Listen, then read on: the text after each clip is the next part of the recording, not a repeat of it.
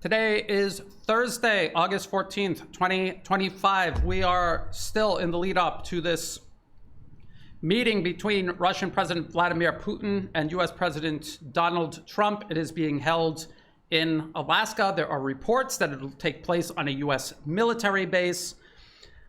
And I want to make it abundantly clear about not only what this meeting is about, but what US policy objectives actually are, and the role Europe plays in implementing, not opposing, implementing these policy objectives, and how a perceived US-European split is absolutely necessary to sell to the European people this policy that the US has publicly, openly, and repeatedly demanded Europe carry out on their behalf. And so where we are going to begin is again here, February 12th, 2025, opening remarks by Secretary of Defense Pete Hegseth at Ukraine Defense Contact Group. When people listened to Secretary Hegseth read out these remarks, or as they go through the points in this statement, they like to just pick out what they want to hear and completely ignore everything else. I have printed it out. I have read this over and over again, probably over 100 times since February, and I'm going to read it again. I'm going to pick out the key points that everyone, for whatever reason, and I don't think that it's dishonesty, I just think it is an aversion to accepting reality. The fact that continuity of agenda persists, that the Trump administration is fully committed to it, just as it was during its first term in office, and that this conflict is going to continue. And what the United States is after is not peace, not divestment from Ukraine, but a Minsk 3 framework where they can freeze the conflict, pivot to China, a much more dangerous and costly conflict, before circling around back and dealing with Russia later. Strategic sequencing, which is what all of US policy papers, including policy papers written by people now in the Trump administration, have laid out, have said the objective and the agenda actually all is. So we heard about Secretary Hegseth saying the bloodshed must stop and this war must end. Stopping the fighting and reaching enduring peace is a top priority. He's telling you what you want to hear. But then the details of how that is going to happen completely contradict these sentiments. He talks about how a durable peace for Ukraine must include robust security guarantees to ensure that the war will not begin again. Nowhere in this statement, nowhere among these remarks by Secretary Hegseth is any discussion about why this conflict began in the first place, that it was the US overthrowing the elected government of Ukraine and transforming Ukraine into a national security risk right on Russia's border from 2014 onward, including bringing in NATO forces, again, right on Russia's border, the CIA taking over Ukraine's intelligence agencies. This was admitted by the New York Times in 2024, the spy war, how the CIA secretly helps Ukraine fight Putin. For more than a decade, the United States has nurtured a secret intelligence partnership with Ukraine that is now critical for both countries in countering Russia. Everything we see Ukrainian intelligence do is a product of the CIA having captured Ukraine's intelligence apparatus and using it to pursue US interests at the expense of Ukraine itself. When we hear about secret SBU plans to disrupt the upcoming meeting between President Putin and President Trump, that is the US CIA doing that. And it's not because there's some sort of split between the Trump administration and the CIA, but it is because that is exactly what US foreign policy, as described by Secretary Hegseth himself, said needed to be done. There needs to be the perception of some sort of division between Europe and the United States so that European governments, people who actually work for US interests at the expense of the European people's best interests, they need to be able to sell to the European people why they are going to pick up and continue this war. If they told the truth and said, the United States wants hegemony over all of Eurasia, including the European continent, including all of our nations, but they just don't have the resources enough to do it at this moment. To do this here in Ukraine vis-a-vis Russia and also pursue containment of China. They need us to take our resources to override our own best interests and pick up where they left off. European people would say, no, that is absurd. We are not going to do that. So what they're doing instead is pretending as if the United States is abandoning them. They have created this myth that Russia somehow poses an existential threat to all of Europe. And they said that as the US betrays Europe and divests from this war that the US itself started, we have to pick up the slack. We need to pick up and continue this conflict, or all of Europe will disappear, just as they claim Russia intends to do to Ukraine. That is the gambit that is being played here. Let's get back to February 12, 2025. Secretary Hegseth says any security guarantee must be backed by capable European and non-European troops. He's talking about NATO troops going into Ukraine. And not to end the conflict, not to address the core issue that started it in the first place, but to freeze it, to send in Western forces and to create a tripwire that Russia dares not trigger. If these troops are deployed as peacekeepers to Ukraine at any point, they should be deployed as part of a non-NATO mission, and they should not be covered under Article 5. And this is to absolve the United States of any perceived commitment to swoop in and save them if Russia decides to continue fighting anyway, regardless of their presence in Ukraine. There must also be a robust international oversight of the line of contact. So again, they're not talking about ending the conflict, they're talking about freezing it and monitoring the line of contact. He says this must not be Minsk 3.0, but that is literally what he is describing, Minsk 3.0. Then he talks about compelling Russia to agree to the ceasefire, because that's what the United States is trying to do right now. Force Russia into agreeing to the ceasefire so those European troops can be sent into Ukraine and permanently freeze the conflict until they're ready to start it again on their own terms, just like they did to Syria. And he talks about driving down energy prices that fund the Russian war machine. He also says Europe must provide the overwhelming share of future lethal and non-lethal aid to Ukraine. A lot of people heard Vice President J.D. Vance in Europe recently saying the U.S. is going to no longer continue investing in this war. They're not sending US tax dollars to this war anymore. He didn't say they're going to end the war. He even literally said that the US will still send weapons, but it'll be Europe that pays for them.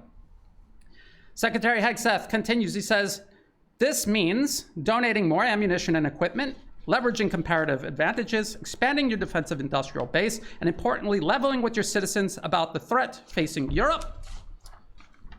Part of this is speaking frankly with your people about how this threat can only be met by spending more on defense. 2% is not enough. President Trump has called for 5%, and I agree, and all of Europe agrees. And they have all agreed to this, and they are now incrementally working their way to go from 2% to 5% of their GDP paid into NATO and paid into continuing this war against Russia in Ukraine. So there's nothing in here about actually ending the war. The US is dumping it on Europe, and Secretary Hegseth will explain exactly why they need to do this. We face a peer competitor in the communist Chinese with the capability and intent to threaten our homeland and the core national interests in the Indo-Pacific. So he's talking about the US interests in the Indo-Pacific on the other side of the planet from where the US is actually located on a map. The US is prioritizing deterring war with China in the Pacific, recognizing the reality of scarcity. We do not have the ability to fight Russia and China at the same time, and making the resourcing trade-offs to ensure deterrence does not fail. So they are prioritizing China. This is what Project 2025 spelled out. This is what the America First Policy Institute spelled out. This is what the Marathon Initiative, this is what they all spelled out when they were talking about division of labor, burden sharing, and strategic sequencing. That is the plan. They have written it down on paper. They have been talking about this for years, and they are literally implementing it step by step as described in the policy papers right now as we watch. And people are making the conscious decision to ignore all of this evidence and to indulge in wishful thinking as if President Trump just suddenly has decided to stop a century of US hegemony worldwide, and he just wants peace. This is folly. This is folly, and it's going to end in the same sort of disaster and delusional deception, self-deception that we all just watched play out amid the US-Iran peace talks, which ended in the US bombing Iran in the middle of negotiations. Again, completely predictable because it was written down on policy papers as early as 16 years ago, and the US was implementing that policy verbatim, step by step. They did exactly that, regardless of how delusional people were. Just 24 hours before President Trump bombed Iran, I had people telling me I was wrong. 16-year-old policy papers are irrelevant. The world has changed so much since then. There's no way President Trump is going to bomb Iran. And not even 24 hours later, Trump was bombing Iran. Secretary Hegseth literally uses the word division of labor. Again, this burden sharing that's been described in multiple policy papers over the last several years before the 2024 elections were even held. Together, we can establish division of labor that maximizes our comparative advantages in Europe and the Pacific, respectively. So he's talking about recruiting Europe into American pursuit of hegemony, having them freeze the conflict in Ukraine because the US does not have the resources. The reality of scarcity. The US will focus on China first and then come back to Russia second. That is what they are talking about. And then he goes on about how Europe is stepping up. This already began under the Biden administration, by the way. And that is the plan. That is the plan, to get Europe to take over where the US is leaving off. So the US can go pursue a much more dangerous and equally unnecessary war with China, and then come back and deal with Russia once they believe they can contain, set China back sufficiently. They will come back and deal with Russia later. There's nothing about peace with Russia anywhere in any of these papers. Not one of them. The United States remains committed to the NATO alliance and to the defense partnership with Europe, full stop. And then he continues, because it's not a full stop. But the United States will no longer tolerate an imbalanced relationship with this, which encourages dependency. But the entirety of NATO is an extension of US foreign policy. It is pursuing American hegemony over Eurasia. It has nothing to do with protecting Europe. Europe does not need protection from Russia. Before the United States triggered this entire conflict in the first place from 2014 onward, violently overthrowing the elected government of Ukraine in 2014, Europe and Russia were working together. Europe was benefiting from cheap hydrocarbons piped into Europe from Russia. It was a mutually beneficial arrangement, and it was one that was expanding. And the United States used the overthrow of the Ukrainian government and the security crisis it created on Russia's border to derail that and to coerce Europe into cutting itself off from Russia and transforming itself into a belligerent toward Russia. And they did the exact same thing to China, because China and Europe were also working more closely together in the lead up to the US overthrow of Ukraine in 2014. That is what this is all a continuation of. There's no evidence at all whatsoever. I've not seen a single piece of evidence to suggest that somehow, somewhere, the Trump administration or anyone else representing US special interests have changed their mind regarding any of this. All they are doing is changing the narrative, changing the excuses, and attempting to implement a Minsk 3.0, just like they implemented a Minsk 1 and 2. He also talks about Europe doubling down on Ukraine. Now, again, if European leaders told the European people, the US wants hegemony over Eurasia, but they're overstretched and they want us to pick up the slack, the European people would say no. But if you can convince the European people that there's this hated American leader, Donald J. Trump, he's so terrible, him and his Vice President J.D. Vance are bullying Europe, and we hate him so much, and he hates us so much, and he's just gonna abandon us and leave us to the Russian wolves, and we have to unite, and we have to make deep, deep sacrifices to fight off these Russians who are going to invade us if we don't stop them. That's how they sell this to the European people. That is the whole purpose of all of this. There is no divide between the US and Europe. The Europeans right now, this is Reuters, this is yesterday, coalition of willing leaders set out stance on Ukraine's ceasefire pathway. And they're talking about Ukraine must have robust and credible security guarantees to effectively defend its sovereignty and territorial integrity. The coalition of the willing is ready to play an active role, including through plans by those willing to deploy a reassurance force once hostilities have ceased.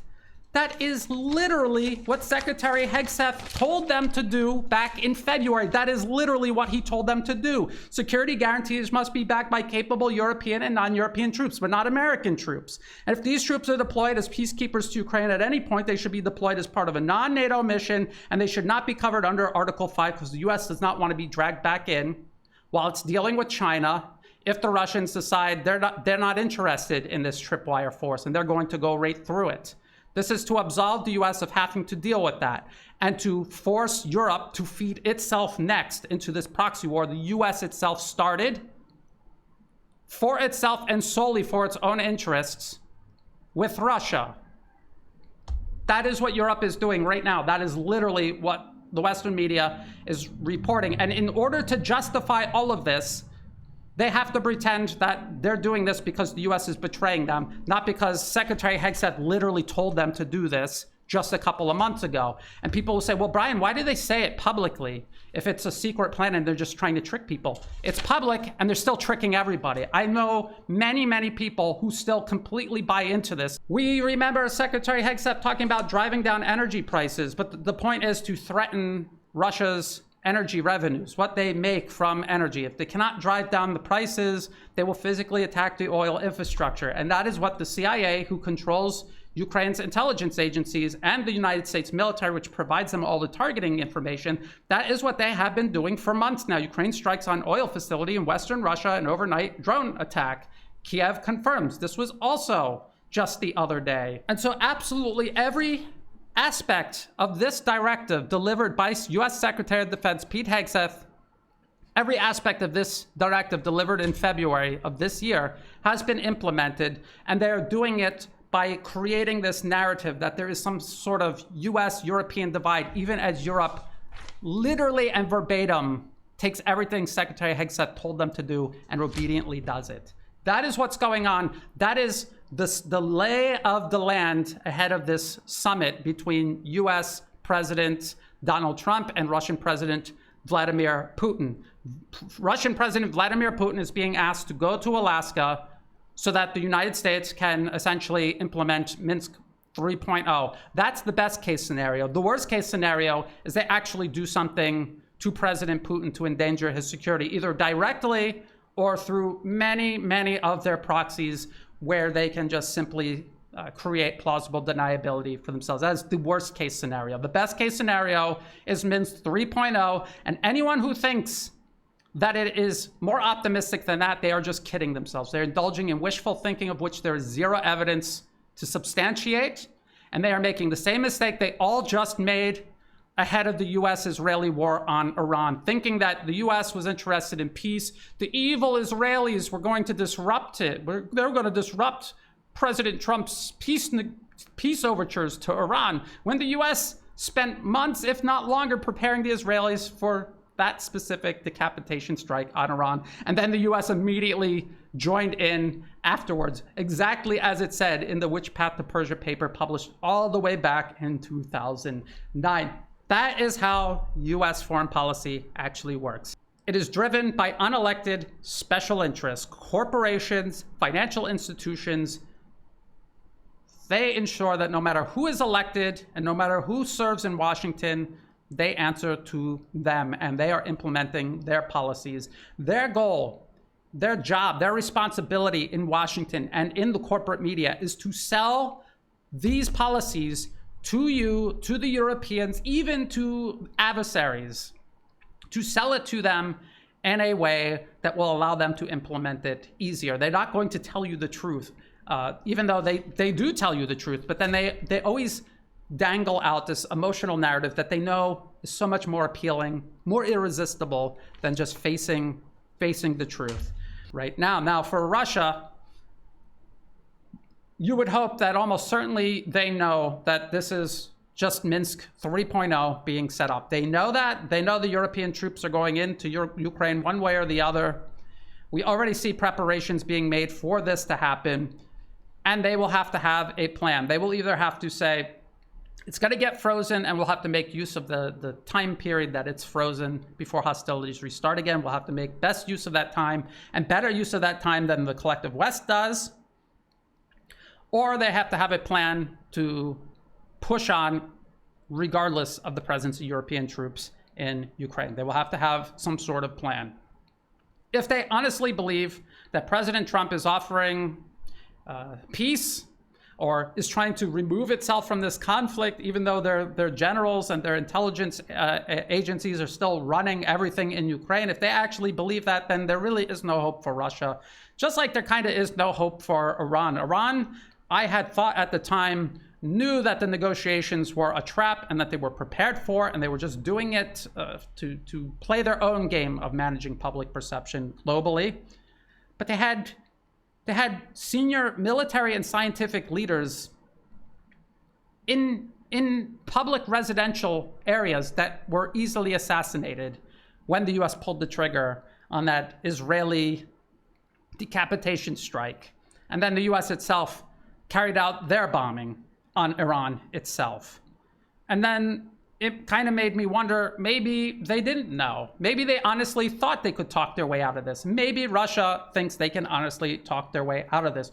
Nobody knows for sure. I don't talk to people in the Kremlin. I have no idea what they knew or didn't know about Minsk 1 and Minsk 2.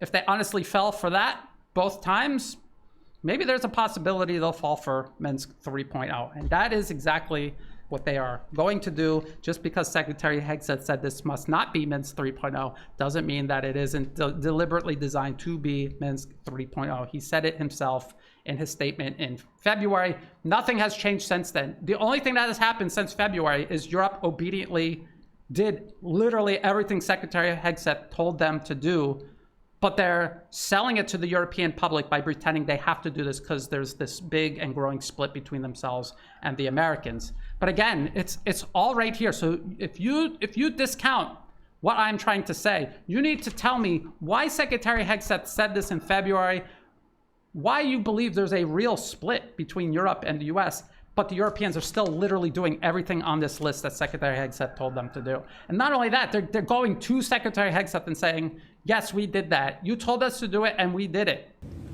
You challenged us to step up on Ukraine, on defense spending, on European security. And I say to you that we have, we are, and we will further. And last week, the British Prime Minister announced the biggest increase in defence spending since the end of the Cold War, and we will go further. So until I can hear someone account for all of that, I remain convinced that this is Minsk 3.0. Russia is walking into a trap. Whether they're prepared for it or not, only time will tell. People will say, if President Putin goes to Alaska and he's unharmed and he returns to Russia, people say, haha, see, Brian, you're wrong. I'm simply saying there's a high risk that something will happen to President Putin, much higher now than, say, 5 years ago. Seeing how the United States has crossed so many lines that we would have thought were uncrossable 5 years ago, we've seen the US cross them since then, shooting US and European missiles into targets in Russia, attacking Russia's strategic bomber fleet. These are all things that 5 years ago we would have thought were unthinkable. Harming the president of Russia or China seems unthinkable, but we can see the trajectory all of this is going. It's going in the wrong direction toward peace and prosperity and stability for all. It's going towards more and more direct conflict and more egregious violations of Russia, China, and Iran's sovereignty and national security. And it's going to create a problem for these targeted countries. They're going to have to think about, what do we do? Do we continue allowing the US to salami slice its way to the core of our national security? Or do we draw a red line and enforce it eventually? Again, only time will tell. I'm just laying all of this out so people can see it clearly ahead of the meeting, and so that there's no doubt in anyone's mind when it does become obvious that it was just Minsk 3.0. It isn't because I just guessed correctly, it's because they literally said so themselves, and then they went and they implemented all of it, and then they had this childish narrative about how there's a US-European split, and because many people are emotional rather than logical or objective, they were drawn right into it. And they in their mind, have a left-right paradigm taking place, a perspective, a lens, if you will, that they see reality through.